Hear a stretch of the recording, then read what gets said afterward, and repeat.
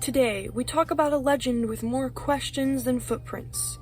Something spotted by cops, seen with a wand, blamed on an iguana, and still reported to this day. Welcome back to CRYPTID CORNER, the show where we talk about things that may or may not exist. Today's cryptid is the loveland frog. A creature with a surprisingly large amount of lore for how fairly niche he is, the loveland frog is an interesting phenomenon. Let's start with the basics. What allegedly is he? What does he look like? Well, apparently he is a humanoid-ish frogman, and this has been interpreted very loosely. Some people, I think, imagine him just as a frog that's big and walking, but I do think that the original sighting of him had a lot less blatant frog components and a lot more human characteristics, so it's a little unclear, but somewhere between a human and a frog. Allegedly 3 to 4 feet tall, walking upright. It's very important that he's bipedal. That is one of the few things we know about him. But other than that, that's about it. The various other details about him get very foggy, and we will get into that shortly. Oh, and also he lives in Ohio. Yeah, apparently specifically Loveland, Ohio, although he has been frequently spotted in Cincinnati.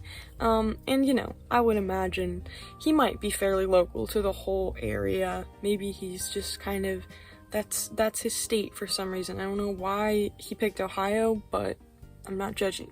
According to the original legend of the Loveland Frog, it was a foggy evening in 1955 in Loveland, Ohio, when respected businessman Robert Honeycutt was driving his way home from work, and on the road, or beside the road, he couldn't believe his eyes.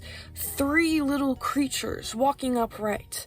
The closer he looked, the more he realized they were frogs. And not only were they frogs standing upright, they were talking to each other, almost having a conversation, exchanging details. And then, the most bewildering of all, one of the frogs lifts a small rod above his head that begins to spark like a magic wand. I know, we're starting off really, really strong here. But, oh yeah, and also the frogs were under a bridge. Okay, sorry.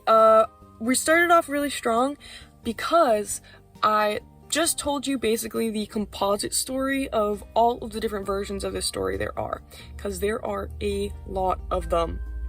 So, basic facts, 1955, nighttime, anonymous businessman of some kind. Some sources say that his name was Robert Honeycutt. But they don't cite where they got that at all, so I'm honestly have no idea if that's just a name that was made up and attached to it over time. Another source, I even think I read an article that said, referred to him as Robert Honeycutt initially, and then later on referred to him as the anonymous reporter. So, very unclear. So, that's one discrepancy between the stories here. But, we've got 1955, Ohio night, anonymous businessman / Robert Honeycutt, and he does see these frog creatures somewhere near the road. Some say across the road. Other sources say they were under a bridge. Maybe the road was a bridge. Maybe it's all true.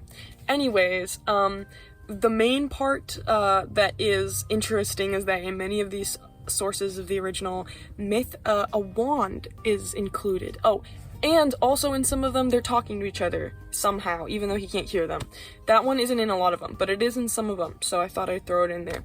So that's kind of the composite version of the original myth, which by 1977 had already become so ingrained in the Ohioan cultural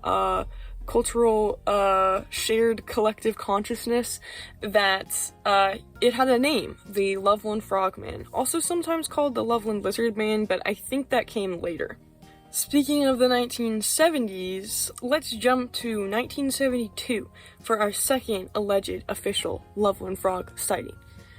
kind of. On March 3rd, Officer Ray Shockey apparently sees a 3 to 4 foot creature, singular, with a leathery skin and a frog-like face. He apparently said that it crouched like a frog in his headlights, but then stood up, vaulted a guardrail, and disappeared towards the Little Miami River. 2 weeks later, Officer Mark Matthews saw something similar in the same area. Apparently thinking that no one would believe him if he didn't do something about it in the moment, he decided to shoot the creature, which he did successfully. This part, I can't even really tell a composite version like properly because it's just so different. So at this point the story diverges. In a lot of sources the body is actually kept and shown to the original officer, Ray Shockey or whoever, and the original officer confirms that that is what he had seen 2 weeks earlier crossing the road. That's one version. Another version is the creature, he gets a good look at it, but the creature ultimately scuttles off and escapes to die of its wound. Now, main zinger of this story is that, according to one of the cops, apparently, the body that he shot was that of a around 3 foot iguana with no tail, with a missing tail. So, a couple things here. First of all, I can't actually find any of the original sources for this story. It's driving me nuts. Even in places that have the sources linked, which are few and far in between, the sources are like these news articles that have been removed like 5 years ago. So I honestly have no idea what to tell you here as to the authenticity and what to believe. Maybe I just didn't look hard enough, who knows. But basically, I don't know where this is coming from, but apparently the guy Mark Matthews, the second cop, has come out later and said, actually, it was an iguana the whole time, and I think that it was someone's pet, that maybe escaped or got let loose when it got too big or something, which, by the way, is despicable and horrible. Anyone who just abandons their pets, no matter what they is, are, like, deserve to have their socks be wet every day for the rest of their lives. So, to me, I have a bit of trouble understanding this story, because no matter what, it's at least a little bit weird that an iguana is out in the winter at night running around Ohio. Whether or not it's someone's pet, I guess it's possible. Let's see, how big is Loveland, Ohio? Okay, Loveland, Ohio has a population of 13,000 in recent estimates, so I would assume that it was quite a bit smaller in 1977, and I would say that, I mean, it's possible, but I just feel like a 13,000 person town is not that big. I mean, it's bigger than my town, that's for sure. It's nowhere near a big city, I guess. So I guess it feels a little weird that someone has a pet iguana in Loveland, Ohio, and that no one knew about it until this. Second of all, the whole iguana running around for 2 weeks in the cold by itself thing. I get that, like, so one of the claims by this alleged cop that came out later, I guess, even though he was totally down with it at the time, he said that the reason he was down with it at the time was to protect his friend, his duty, the friend guy, but anyway, this guy says that he thinks that it was heading towards some sort of, like, exhaust, I don't exactly know, he thinks it was heading he thought it was heading towards some sort of area where it was warm because of some, like, machinery exhaust-like situation, something that heated up the water and made the area warm or something. I don't know. He said basically he thought that it was heading that direction, so that could explain how it was surviving, but he also said multiple times that it already looked dead, and, like, I don't know, it just seems like pick one or the other, and 2 weeks seems like a really long time for an iguana to live by itself in a cold Ohio winter. Second of all, there's just so many contradictions, I just don't know what to think. But third of all, could it have just been a pet iguana? Sure. Alright, all of this comes before our most recent Loveland frog sighting, which actually popped up as recently as 2016, during the craze of Pokemon Go. This one is a little interesting. It basically just is this couple playing Pokemon Go in Cincinnati, told you it would come back in, noticed something in the water, Not a Pokemon this time, but a real creature.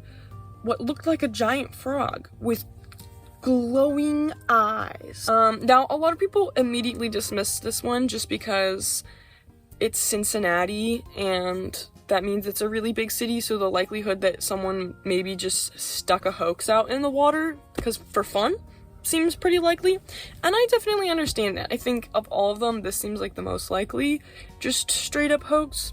But still, I don't know, it's kind of fun because you can't see anything, like, and you can't really tell. I don't know, could be Frogman, could be.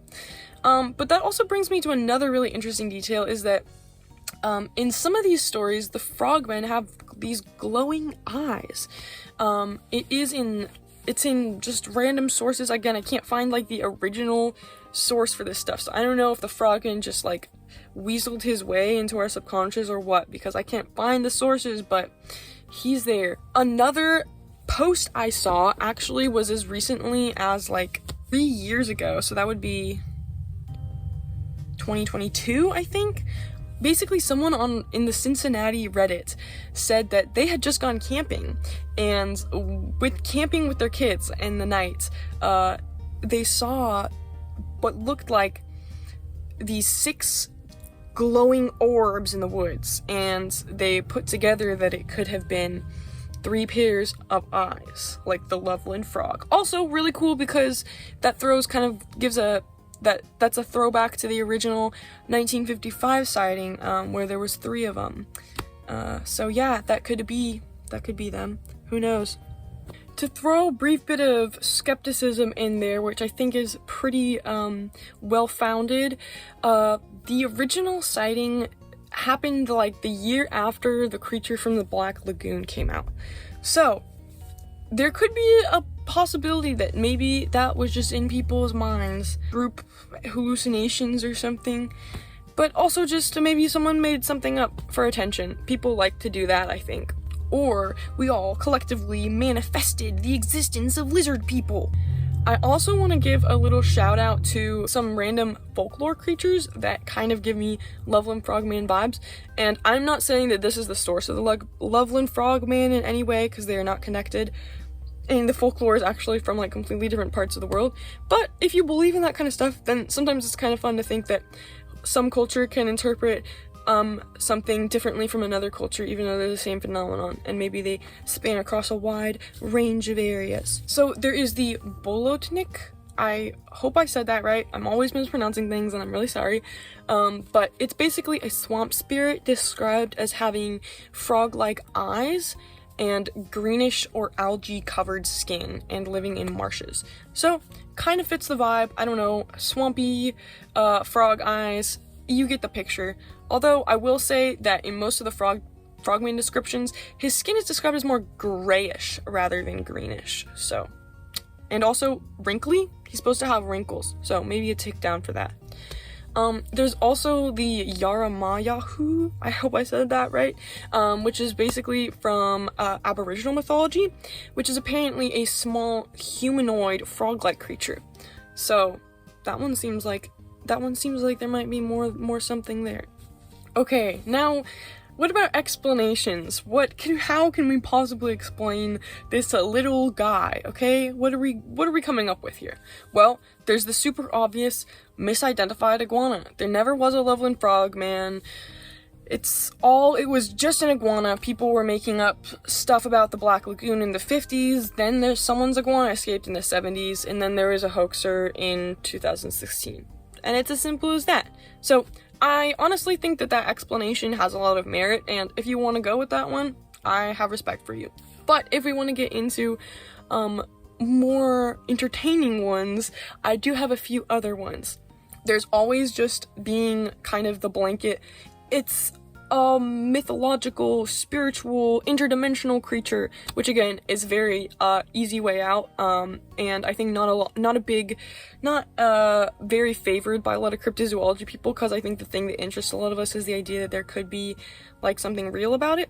But the older I get, the more I am open to the idea that it could be both those things at once. So anyway, there also were some really weird looking frog-like creatures that did really exist on Earth throughout the years. So, you know, maybe maybe he just learned how to time travel or something like that. Okay, then there is the explanation that it's genuinely a terrestrial, from our time cryptid that's just a species we have not discovered.